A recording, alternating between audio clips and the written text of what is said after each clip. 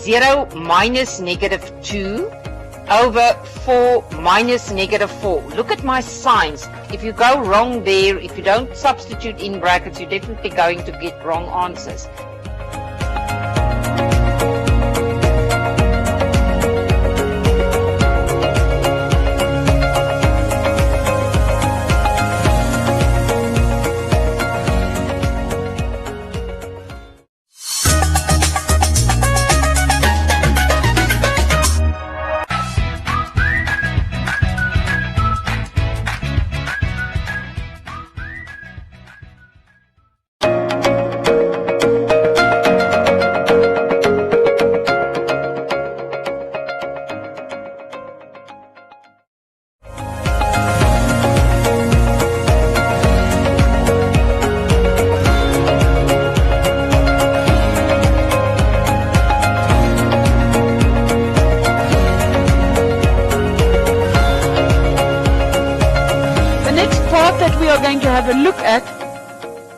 Has got to do with energy, the conversions of energy, and the concept of work and power. Definition of energy, it's an old one. You know it from grade 8. Definition of energy, the ability to do work. All right, now, when work is done, energy is always converted from one form into another. Can I use up energy? No, I can only convert energy. All right, remember, what does the law for conservation of energy tell us? Energy cannot be created or destroyed. I can only change its form from one form into another. Unfortunately, with every conversion, what happens? Some energy is converted into a useless form. All right. If we're going to have a look at the different forms of energy, mechanical energy is the sum of the kinetic and the potential energy of a body. It's just a new term, mechanical energy. All right, it is the sum of the kinetic and potential energy of the system. Kinetic energy, moving energy. Potential energy, stored energy in a stretched elastic, a spring that is compressed or stretched. Gravitational potential energy, object can fall. If it's high up, it can fall down. All right. And then the third group is just simply other forms of energy. That is kinetic energy, potential, and just other forms. Solar energy, sound energy, electrical energy.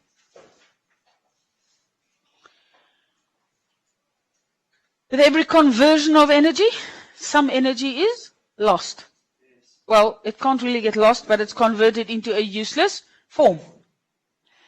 Now, we say no energy conversion is 100% efficient. So if I talk about efficiency, what am I referring to? How much of the total energy that I put into the system is used to do something useful in relation to what has become converted into a useless form. All right, that is what efficiency refers to. It's the ratio of the amount of useful energy in relation to the total amount. When you do the calculation, it's the smaller value over the bigger value. You can never get an answer greater than 100%. Okay? Because sometimes you don't know which one to use. If you don't know, just take the smaller value and stick it over the bigger one. That will give you the efficiency times 100 over 1 to get the percentage. Now, it's a measure of how much work or energy is conserved in a process. Physics, quantity, work. Prerequisites. There must be a force to do work. Must be a force. The object must move, and it must move in the direction of the applied force. So, work done, it's an old definition. We need a force that is applied to the object. The object must move, but it must not only move, it must move in the direction of the applied force. So, if I hold this pen in my hand and I walk, am I doing work on the pen? Why not? Am I applying a force? Yes. Is the object moving? Yes. It is moving. But is it moving in the direction of one of the forces acting on it? No. So then it's not work done. All right. If I move it a little bit up and down. If I go up a step. All right. Work done. Force times distance. Work done is a W. Force is an F. Distance is an S. Remember the triangle. Work, force times distance. So what would distance be? Work divided by force. And force is work divided by distance. What other formula do we have for force? Mass times acceleration. All right. Sometimes they combine them in questions, these things. All right. So if we have a change in energy, then there is work done. So energy used or converted is equal to work done. The unit for work, 1 joule equals 1 Newton meter. All right. Energy is in joule. Work done is energy used, so it's in joule. And how do we get an equivalent of 1 joule is 1 Newton meter. If I have a force of 1 Newton and it moves an object over a distance of 1 meter, I have expended 1 joule.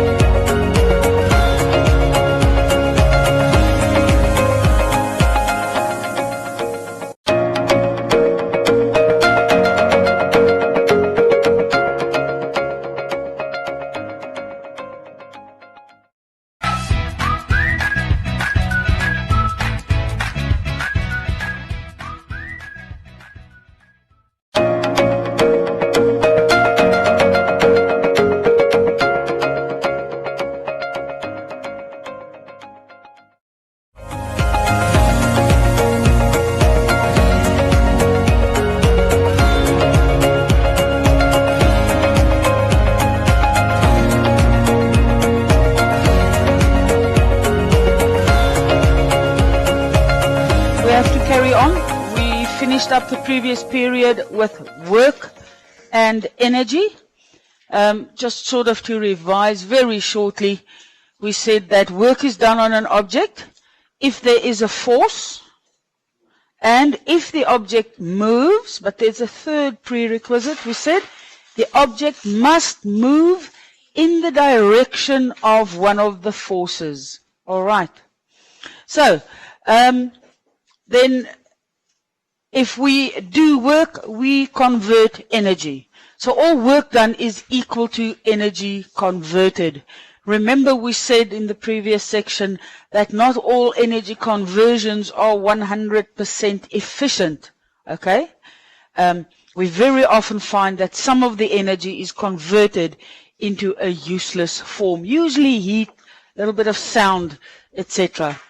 Okay, now, when we started with energy, we said that we can break up energy into 2 main types, kinetic energy and potential energy. Okay, now, in terms of work being done, when I do work, I am converting energy and I'm either converting it to potential energy or some other form of kinetic energy.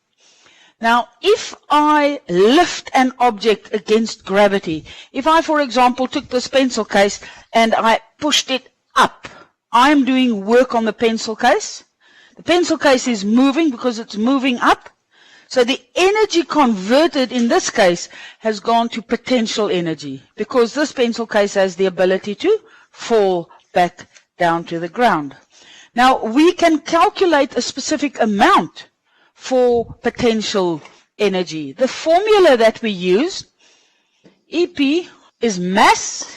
Mass is measured in kilograms times G, gravitational acceleration, or the force of gravity, has a force of 10 Newton per kilogram.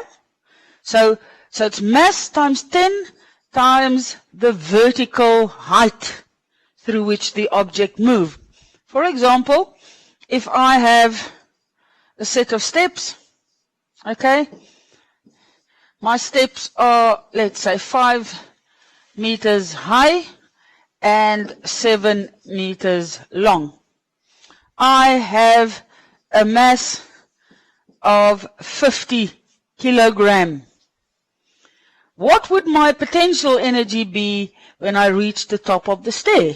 Well, our formula, E equals mgh. So my mass is 50 kilogram. G has a value of, remember it's a rounded off value, okay? And the height through which I have climbed is 5. Can you see I'm not doing work horizontally? Because there isn't a horizontal force as such. Okay, so I am working with a vertical height, so it will be 5. So 5 times 5 is 25, and we have 2 noughts. That is the amount of work done. That would be the potential energy gained by that person. Now, kinetic energy. Just like potential energy, I can calculate kinetic energy. Now, we've done a little bit on kinetic energy when we did, when we worked with momentum, and we had a look at elastic collisions. How do we know a collision is elastic? What must you go and look at? The kinetic energy before must equal the kinetic energy after. Okay, so how do we calculate kinetic energy? Well, the formula is half mv squared. Remember the half, it doesn't matter in which order we multiply. M times v squared times half, or m times a half times v squared. It just halves the whole thing once. Nah. All right, so when you work with this calculation, don't forget it is v squared. That's a common error you do. You write down the correct formula, and when you substitute into the formula, you forget to square the v. So take note of that. Now, here we have, they say kinetic energy is converted into gravitational potential energy, and then they say the total mechanical energy is conserved. Now, what is the total mechanical energy? It is the total energy of the system, implying kinetic plus potential energy. If I go and have a look at this diagram, the cyclist at the top of the hill over here, he has got potential energy. His kinetic energy at that point, if he is standing still, will be 0. When he reaches the bottom, he will have kinetic energy. Do you agree with me? And his potential energy is going to be 0. But the total energy of the system consists of kinetic plus potential. So, at any position along this path, the total energy is going to be the sum of the kinetic plus the potential energy. And the total amount of energy there will equal the total amount of energy there, will equal the total amount of energy there. Why? Because the law for conservation of energy tells us we cannot create or destroy energy. We can change its form. We are changing its form from potential to potential and kinetic, and as it goes faster and faster and goes lower down, the potential becomes less and the kinetic becomes more until it eventually has all been converted to kinetic energy. You following me? Okay.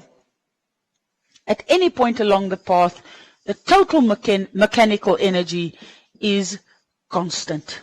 No. Law for conservation of energy tells us we cannot create or destroy energy. Now, in the previous example, we had a bicycle at the top of the hill and it was driving down. Now I have a pendulum. And very simply, a pendulum is a device that changes gravitational potential energy into kinetic energy. If I lift up my weight that is suspended on this string and I let it go, it's going to swing backwards and forwards. Okay, now, at this point, it's got maximum potential energy, but how much kinetic energy will it have? Because it's standing still for a split second, it's got no kinetic energy. So there the kinetic energy is 0. But as it starts falling, what is happening to the potential energy? The potential energy is decreasing, but what's happening to the kinetic? It's becoming more. So at this point, if we go and have a look at the total height through which the object falls, then at this point, he is going to have, well, if it's half the distance now, it doesn't look exactly half the distance, but if I work with the bottom of this and the bottom of that, no, it's not halfway. The diagram's not very good. If this height from there to there, if this mass piece was exactly here, half the height, what would I know about the kinetic energy and the potential energy? It would be equal. This diagram is slightly inaccurate. It's not this distance, all right? It is the vertical distance. If you work from the center of the object, then it's the vertical distance that determines the potential energy. All right. So, no. The object, the mass piece falls from that height to that height. So this is the distance through which it's moving. All right. Because weight works vertically down. All right. Okay. So, we will find then that if we look at this point, then the total energy is going to be the kinetic energy plus the potential energy. How would we determine the potential energy? mgh. Yes, we've got m, we've got g. We can work out, or if we have the total energy, we can work out the h, or if we have h, we can work out the total energy. All right. Right down here at the bottom, the ball is swinging with maximum speed. All right? So over here, all the potential energy has been converted into kinetic energy. And now the pendulum swings up. So what's going to happen? It's going to go slower and slower, goes fast, slower, and it's going to stop. 0 kinetic energy at that point, but maximum potential energy. And then it's going to go back again. All right. So this is very similar to that. At any place along the path that it's falling, the total energy is conserved. All right. Kinetic energy plus potential energy will give me the total energy. Although at the top, the total energy is potential because I have 0 kinetic, and over here, the total energy is kinetic, I have 0 potential, but anywhere along this path, I will add the 2, and it must give me a constant value. Machines. Machines are devices for making work easier. We did a little section on levers. The machines are devices for making work easier. If I make work easier, do I necessarily make it less? No. And this is very important. When I do use a machine, I probably use more energy. But what the machine does is, it allows me to increase my strength. I can only, let's say, exert a force of 100 Newton. If I have a lever, it can multiply the force applied, and I can maybe lift a 200 Newton object. All right. So machines, they don't all have to be electrical. Okay. If I use a screwdriver to open up the lid of a paint can, that screwdriver is acting as a machine. Why? Yes, it's a lever. It's pivoting. It takes a small force over a long distance, and it converts it into a very large force to lift the lid over a very short distance. Okay, so machines, people, they don't make the amount of work less. It only makes it easier to do. How does it make it easier? We refer to an effort and a load. The effort is the force I apply. I'm trying to lift something. The stuff I'm trying to lift or move is the load. So what does a machine do is it usually multiplies the effort. It increases your force. So it takes your small force and it allows you to lift a large load, larger than your force. We will have a look at them. So, machines are devices that allow the effort to be applied at one end to overcome a resisting force, the load, at another point.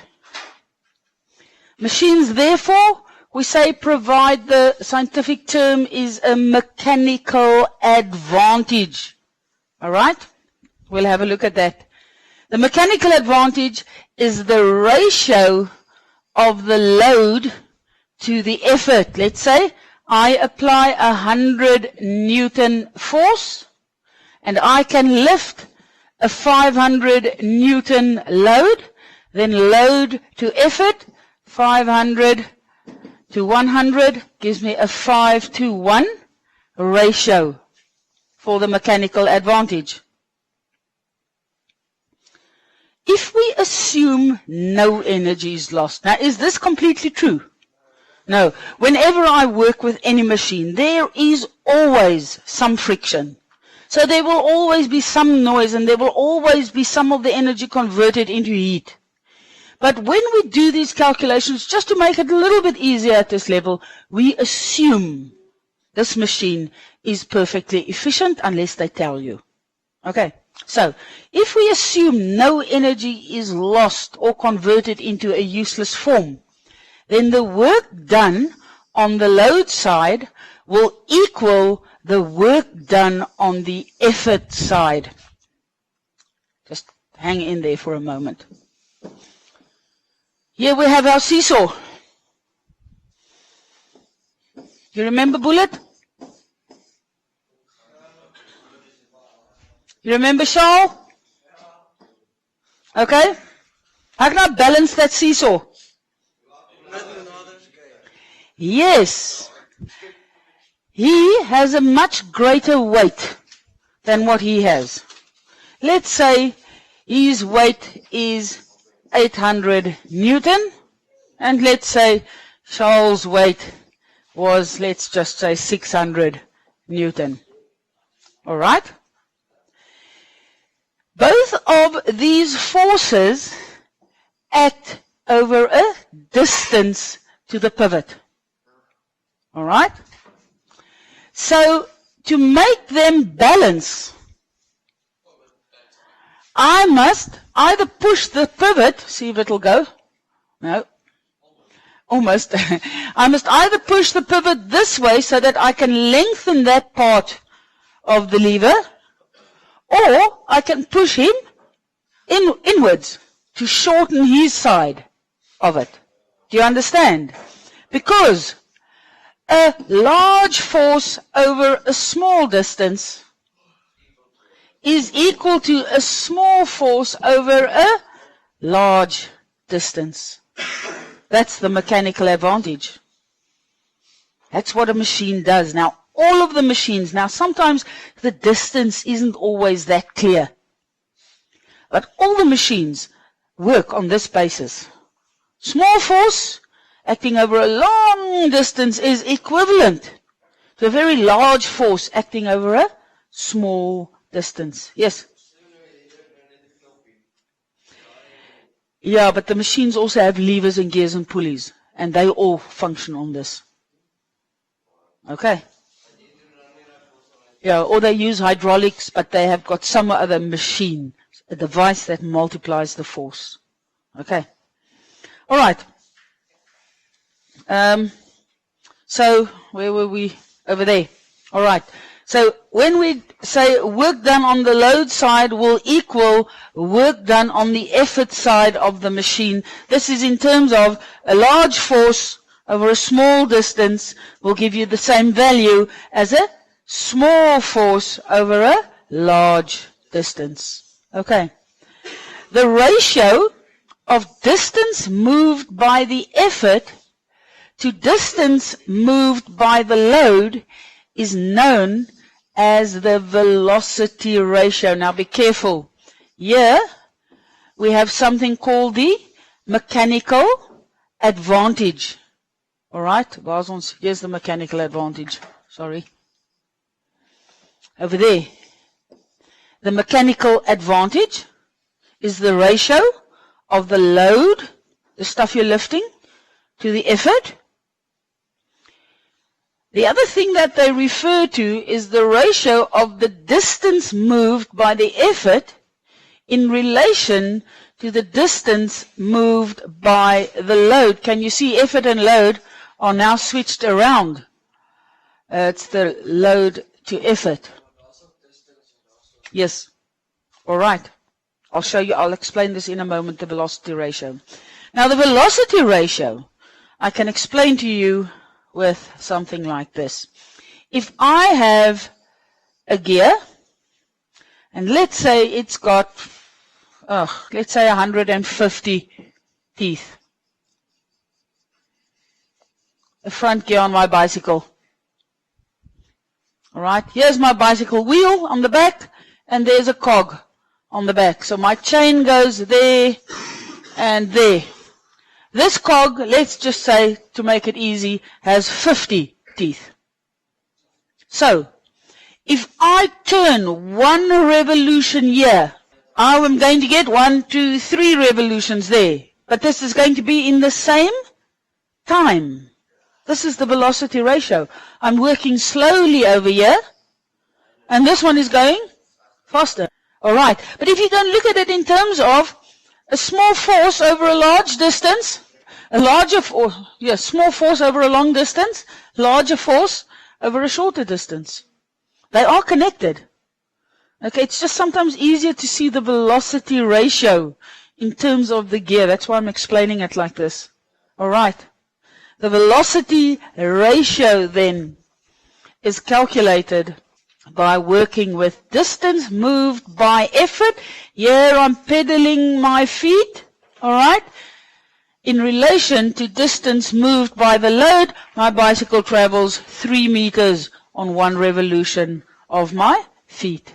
Yes, okay, so if we have 100% efficiency, then the mechanical advantage is always going to equal to the velocity ratio. Remember, mechanical advantage is load versus effort, and the velocity ratio is effort versus load.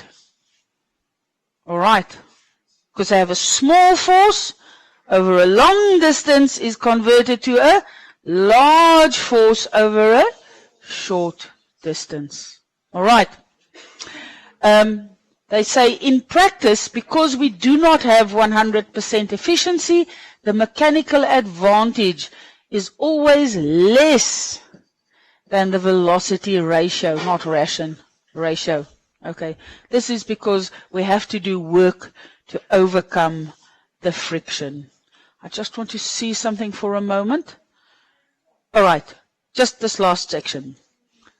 Machines are force multipliers. Small effort lifts a large load, while other machines are distance multipliers. A lever is a distance multiplier, or a block and tackle. Alright, a small distance on the effort side, large distance on the load side. For example, this one is a ramp, yes. If I have 1.5 meters high and I want to lift up, let's say 3 meters, I can push a wheelbarrow up that slope. I can't lift it up like that. Alright. So that one, the distance becomes longer in relation to that one. So the inclined plane is just a ramp, and then we have levers, pulleys, and gears, and I'll have a look at them in the next section. What I do want you to do. Yeah, okay. No, I think maybe stop at that point. Your homework is to make sure that you know the difference between the mechanical advantage and the velocity ratio.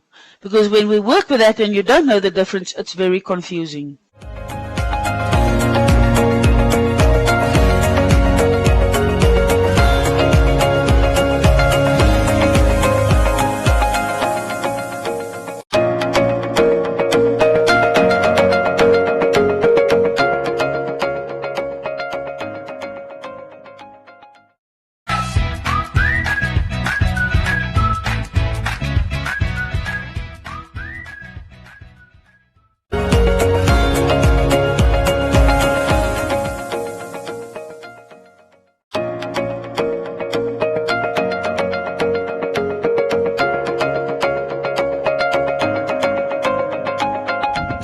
accommodation is the ability of the eye to focus on distant and near object, and I bring it in contact with the electroscope. What you must keep in mind is positive charge can't move.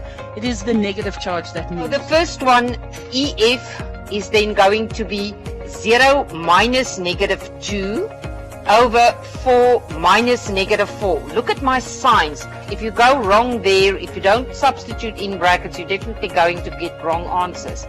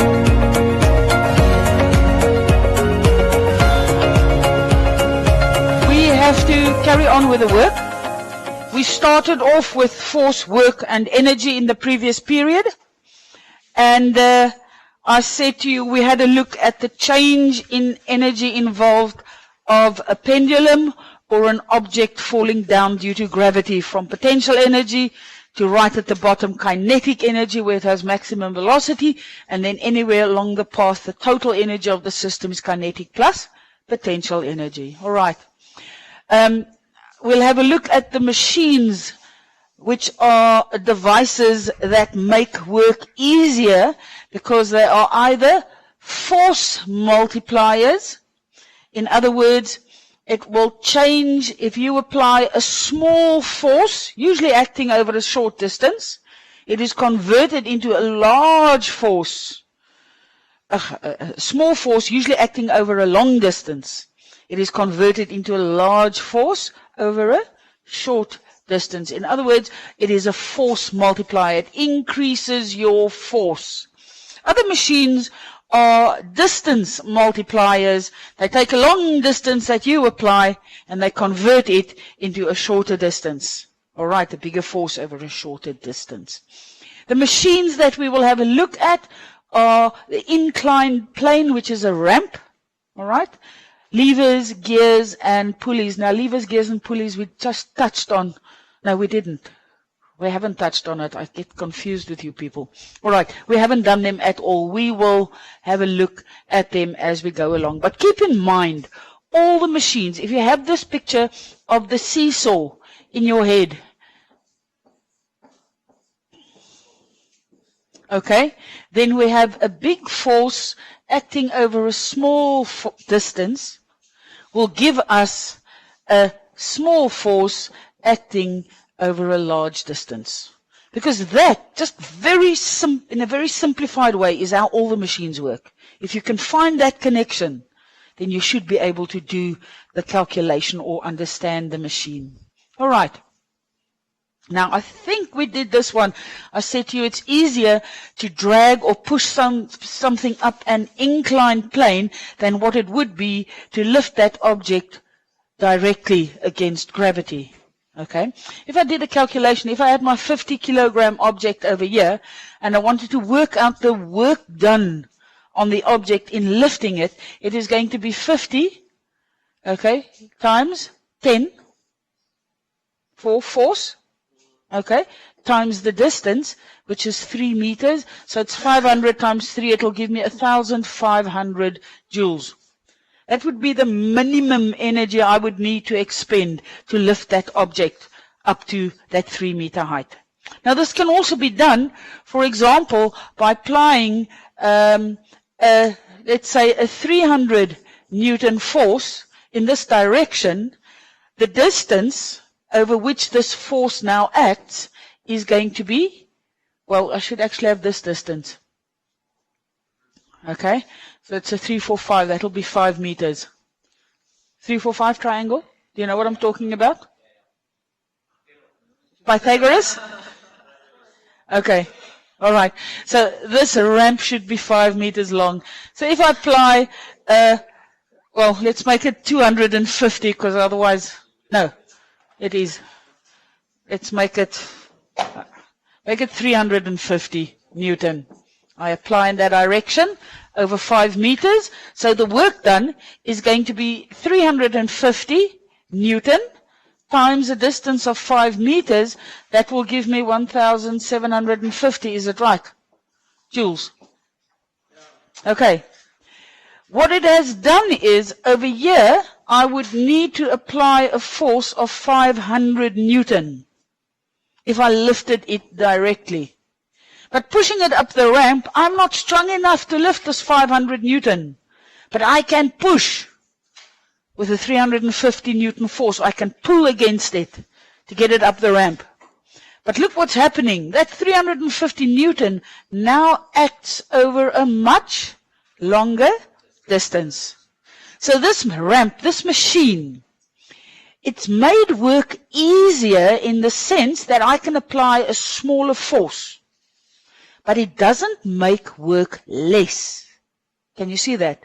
The amount of work done is actually more. Okay. And if you if you take friction into consideration, it's going to be even more than that. All right. But for these calculations, we just ignore friction for the moment. Okay. So 50 kilogram mass pushed up a frictionless slope. The work done is this one. Okay. Force in the direction of the movement. Calculate the driving force required to move the object up the slope. Oops, where am I now? Okay. If you need to calculate the force, if we assume this is going to be perfectly efficient, then we will have 1,500 joules will equal my force times 5 meters. Are you following? Yes. All right. So the force minimum would be 300 Newton in this case. Okay, I just did an example over there just randomly to show you. So the next thing they ask, determine something called the mechanical advantage. Now, we spoke about this the other day. We spoke about the mechanical advantage and the velocity ratio. How do we calculate mechanical advantage? It's load over effort. What do you say? LE. Okay. Mechanical advantage is LE, load over effort. So, what is the load? We can work size of the load. The load was 50 Newton. 500 Newton. What was the size of the effort that I put in? 300 Newton. All right. So 500 over, come on. 500 over 300. 5 over 3 is 1.67. That would be the mechanical advantage. No units. All right, because you'll have the same unit there. You have a Newton there and a Newton there, and they will cancel. All right, so the mechanical advantage or the velocity ratio does not have a unit. It's just a value indicating with how much your force then is increased. Okay. Levers. I like using the seesaw. Where's my ruler? Now my ruler's gone. Okay. I like using a seesaw because you've all played on a seesaw and you more or less know how it works. So if I balanced my ruler in the middle, it will balance. And we've done moments. Why does it balance? All the clockwise moments equal all the anti-clockwise moments. Now, if I would shift the pivot then we will find, to balance it, it's not impossible, but I would have to put a bigger load because it's working over a shorter distance. All right, so we get 3 types of levers. The first one is like the seesaw. And devices that work like this, for example, is the scissors.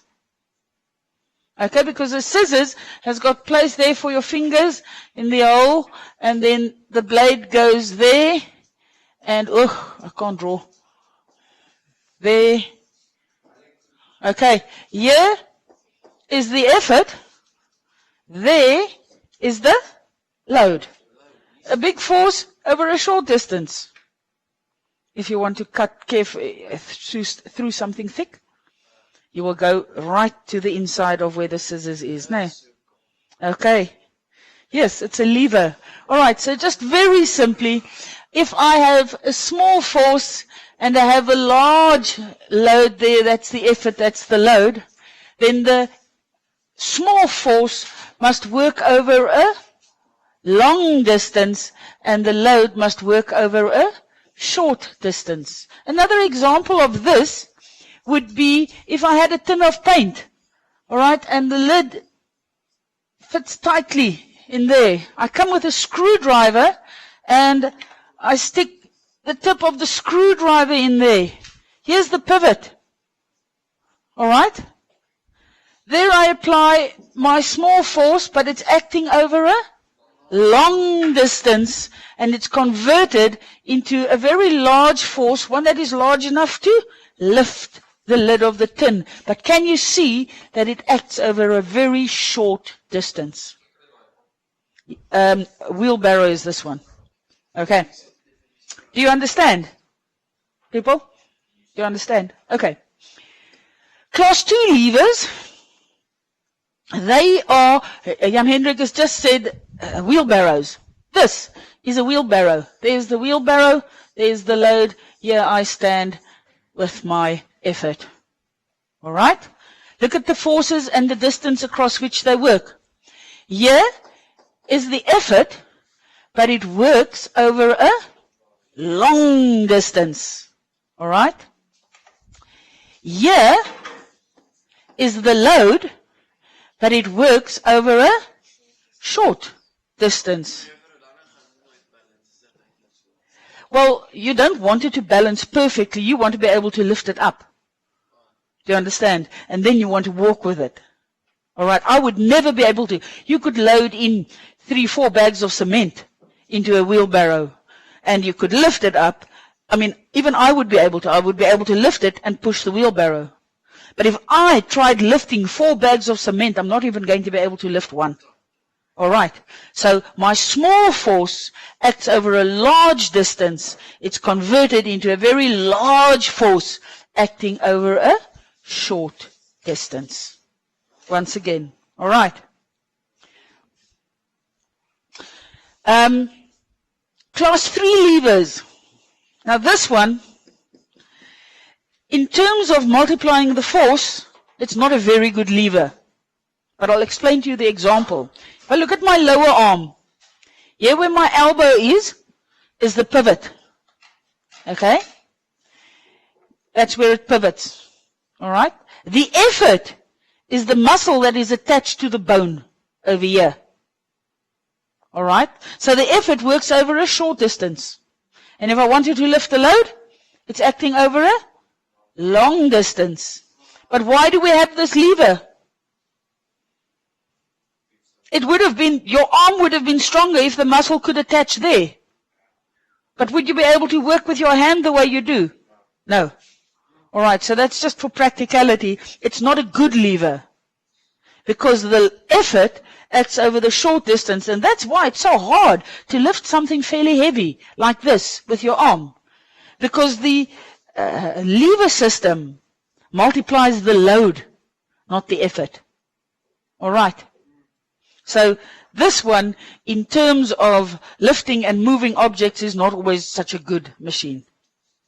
But the example is your lower arm, because sometimes you need an extension that is open All right. On robots, they sometimes also use this system because you need a sharp point that can go in somewhere. All right. And the levers will be attached higher up. All right. This one is a distance multiplier. The others are force multipliers. Depending on how you work with this one, it can be a distance multiplier. Okay, that's levers. The next lot of machines is something called a pulley. Now before we, okay, look at this one. What's the advantage of that pulley? What's the maximum load that you would be able to lift with this pulley? No. Your own body weight. Why? You can hang on it. Do you understand? Okay? You can climb onto this rope over here like a monkey and you can hang on to it. And you would be able to lift your own weight. Yes. Do you understand? This is a pulley, so it will roll. Let's assume there's no friction. So the rope goes over that here. I stand over here. Here I am. And I'm pulling on the rope. What is the maximum weight that you can lift? If you hung on the rope, your own weight. Because you're lifting this one. This is going to go up when you pull on that one. There. So this one enables you to lift your own weight, which relatively speaking is already quite good. Because if I had to stand here and pick up something equal to my own weight, I don't think I'll be able to lift it this much off the floor. Yeah. Okay. It won't work. But I could hang on a rope and lift my own weight. If we go and have a look at this system, now we have two wheels. I have one there and I have one there. And my rope goes over that one, around that one, and it's attached over here to the system that is hooked up onto the, let's say, roof, if there's a strong bar that can hold it. What is going to happen now? If I pull on this rope, okay, on that one there, can you see that eventually this wheel is going to be pulled up closer to that one? How does it work? Well, that rope and that rope is going to become shorter. So if I want to lift this thing 1 meter, how far must I pull there? 2 meters. Can you see the distance I pull is going to be longer? How many times, what load will I be able to lift? Twice your own weight. It allows you to apply a small force, but you work over a long distance. Have you ever seen a block and tackle being used to pull an engine up out of a car? They stand and they pull on those chains, and they pull on those chains, and they pull on those chains, and for every, like about a meter that they pull, that block rises maybe a centimeter. What's it doing? Small force over a long distance is equivalent to a very large force over a short distance. And just very basically now, those block and tackles probably have a system of gears and levers in the setup. This is very simplified. This is only with the pulleys. Because it's just very simply, if you look at the diagram, if you pull on this rope, if you pull on that rope, I'm pulling on this one, so that wheel starts turning and that one starts turning. All right? So when I pull, this thing is going to rise up. So if I pull 2 meters over here, well, that one must shorten with 1 meter and that one must shorten with 1 meter. So there's my 2 meters. So my force is going to be multiplied 2 times because I'm working over twice the distance. So if I pull 2 meters here, I'll only get 1 meter rise over here. So I can pull double my weight. Yes. Yes. Yes, probably with your muscle strength. Yeah. Okay. Look at this one. Now we have 3 wheels there. In other words, the rope goes over that one, around that one, over that one and onto the weight that I want to lift. Now, once again, when I start pulling on the system, those two wheels are fixed, but this one is going to move up. So how many ropes must I shorten? 3. So if I pull 3 meters there, I will get what rise? 1 meter. How many times will my force be multiplied? 3 times. Once again, the concept of a small force acting over a long distance has the same effect as a very big force acting over a very short distance. Can you see that? All right. This pulley. We now have 4 wheels.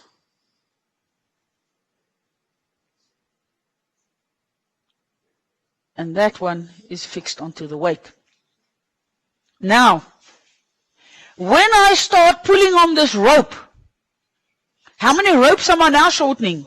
4. So I would have to pull through 4 meters to get 1 meter rise. How many times will my force be multiplied? 4 times. Now, in all these cases, we can identify, we have a load side. There's my load. Okay? And here is the effort side.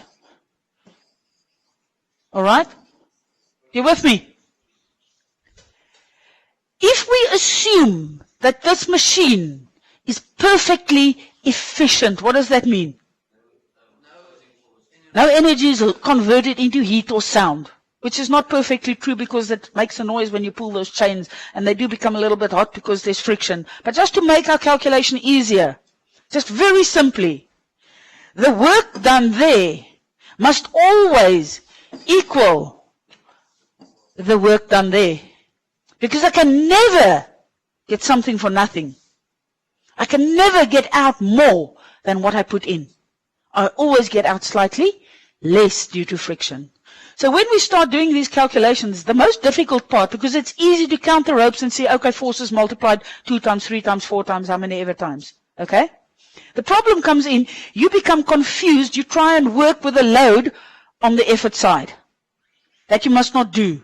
If I am lifting a 100 Newton weight, and I'm lifting it through a distance of 1 meter, the work done is 100 joules. So how much work would be done on that side? Also 100 joules. Do you follow that? All right. So the work done on the effort side will always equal the work done on the load side. You cannot do more work than what you've put in. All right. Yes.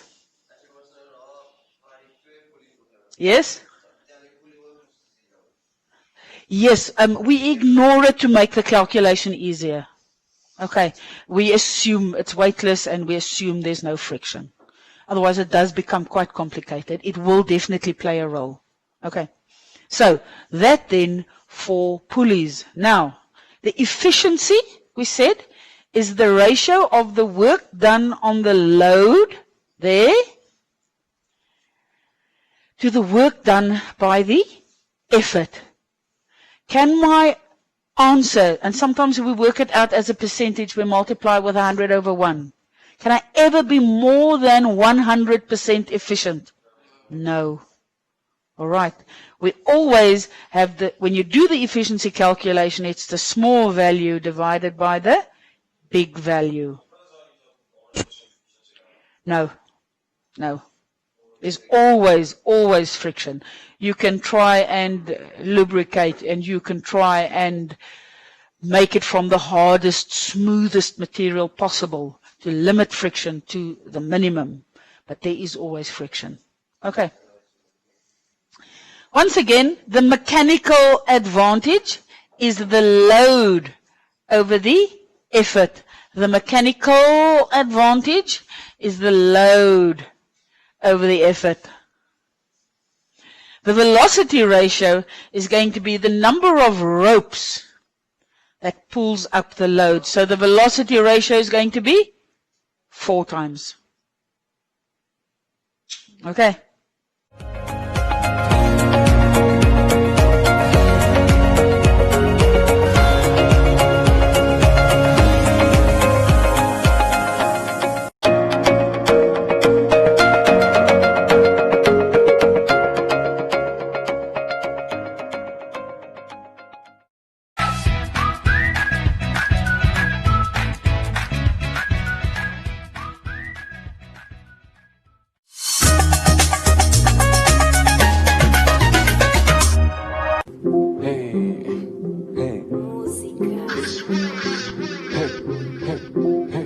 How would you describe the Chris Wayne style as a producer?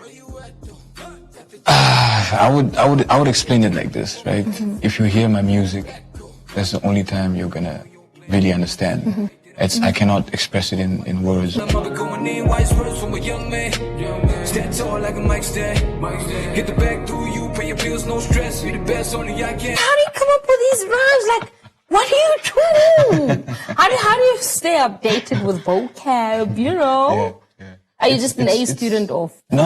I never even finished school. Let's not even go there. Yeah, man. Let's not even go there. So it's just based on true story. Where you at though?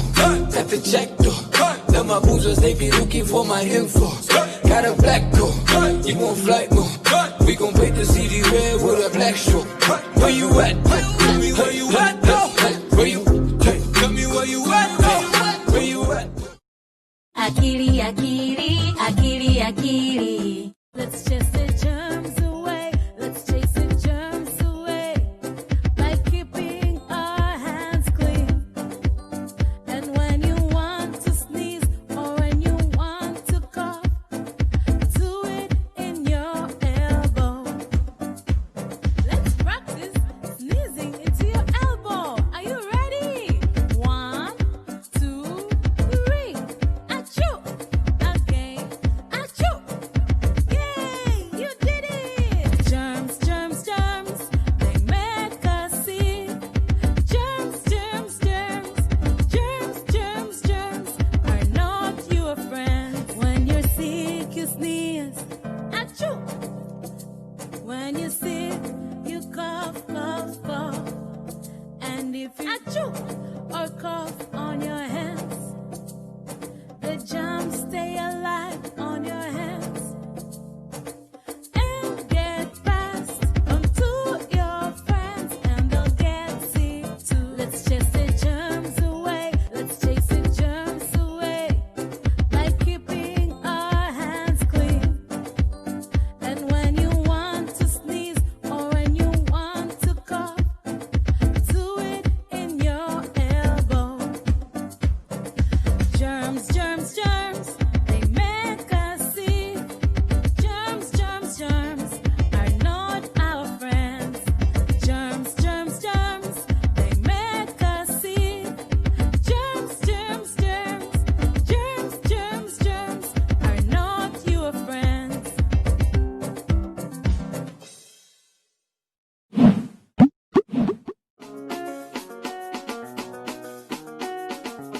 I have international features that's coming up, big features that I can't really mention right now. Now, don't tell us. We'll be... But I'm really excited about that because it's like, that will probably be the biggest feature ever in my career. You sent Black Coffee your music, Yeah. and he responded. Yeah. So that was like the biggest Just hold on, highlight. before you continue. I just want to say all the artists who, when Davichi sent his stuff, said, no, we don't know you. Eat the beat.